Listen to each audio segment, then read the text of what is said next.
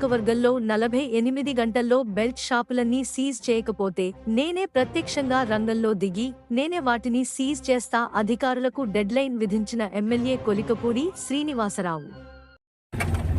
తిరువూరు పట్టణంలో అధికారికంగా 4 మద్యం షాపులకి అనుమతి ఉంది.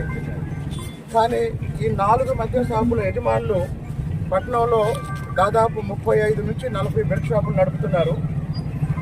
కాబట్టి తిరువూరు పట్టణంలో ఉన్న 4 మద్యం షాపుల లైసెన్స్ రద్దు చేయాలని ఇప్పటి వరకు మహిళలు ఎంతోమంది నా దగ్గరకు వచ్చి మదర్ రోడ్లో కానీ మిగతా ప్రాంతాల్లో కానీ, ఇప్పుడు ఈ వైన్ షాప్ చూడండి, చుట్టుపక్కల అన్ని నివాస గృహాలు, సాధారణ కుటుంబాలు ఉండే ప్రాంతం. ఇటు బస్టాండు ఈ గేట్లో నుంచి వచ్చే వాళ్ళందరూ ఇటే వస్తారు.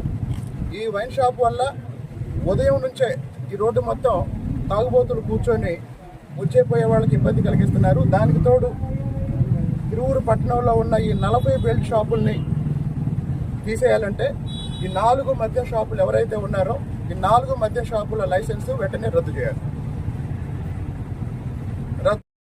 48 గంటల తర్వాత నేనే ప్రత్యక్ష కార్యాచరణకు దిగి ఈ తిరువూరులో మద్యం లేకుండా చేసే బాధ్యత నాది.